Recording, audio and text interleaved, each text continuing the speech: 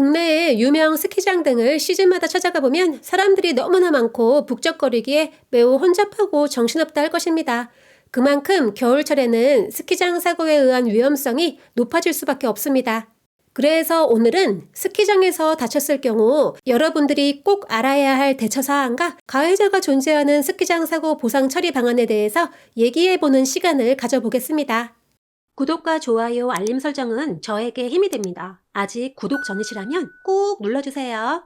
20대 직장인 K씨는 매년 겨울이면 전국의 유명 스키장 리조트를 돌아다니며 최상급자 슬로프 코스에서 스릴을 즐길 정도의 실력을 갖추고 있었습니다.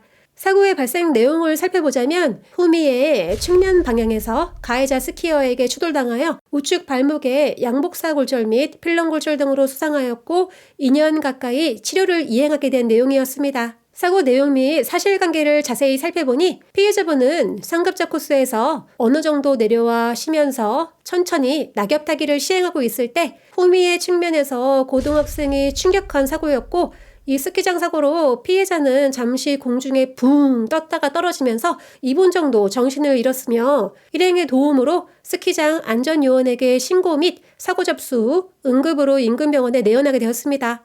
간단한 검사가 이루어졌으나 해당 병원에서는 수술 치료가 어렵다는 것을 인지한 뒤 대학병원에 입원하여 발목의 관절 부위 손상 및 중상해로 나사 및 철심 등으로 고정하는 수술 치료를 받게 됩니다. 사고 내용상 가해자가 미성년자에 해당하기에 손해배상에 대한 책임 능력에 제한이 발생하는 상황이었으나 불행 중 다행으로 가해자의 부모가 가입한 가족 일상생활 배상책임보험이 존재하였고 손해배상 책임에 대한 의견 전달 뒤 해당 보험으로 접수 및 보상 처리가 진행되었습니다. 여기서 잠깐! 피해자에게 발생한 스키장 사고로 법률상 인정되는 보상 보험금에는 무엇이 있을까요? 바로 위자료, 휴업손해, 일실수의액, 간병비, 직불치료비, 흉터 제거 비용 등이 있습니다. 또한 손해배상 책임의 성립 요건을 살펴보면 가해자에게 책임 능력이 있는가, 가해 행위에 위법성이 존재하는가, 가해자에게 과실이 존재하는가, 가해 행위로 인하여 피해자에게 손해가 발생하였는가, 이와 같은 내용을 살펴보았을 때 스키장 사고에서 가장 쟁점이 되는 사항은 바로 가해자와 피해자의 가실 범위에 있겠습니다. 사고 당시 사실관계와 가해자의 위법성 정도 그리고 피해자가 자기 안전을 위해 이행하였던 내용들을 종합하여 판단하고 과거에 있었던 자료 및 판례에 따라 가장 유사한 내용이 적용되겠습니다.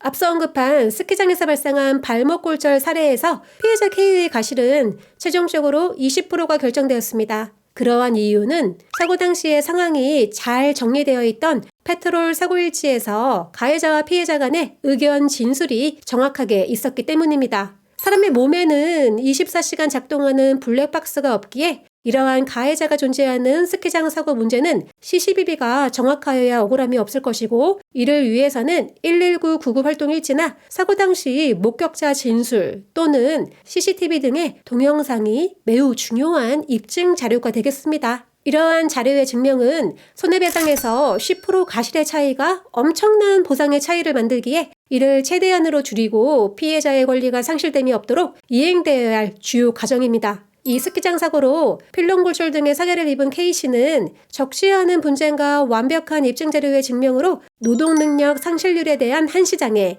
7년이 확정되었고 사고 후 큰 고통에 대한 정당한 보상으로 위안받을 수 있었던 사례였습니다. 이와 같이 겨울철 사고 중 특히 스키장이나 아파트 단지 내 미끄러짐 사고 문제는 가해자나 시설관리자의 책임이 인정될 수 있는 상황들이 많고 또한 이러한 사고에서는 배상책임보험이 대부분 가입되어 있습니다. 만약 시설관리하자나 타인의 충돌 등의 과실 및 가해 행위로 상해를 입으셨다면 해당 보험 접수를 요구해 주시고 보상 처리 방안을 생각해 보시기 바랍니다.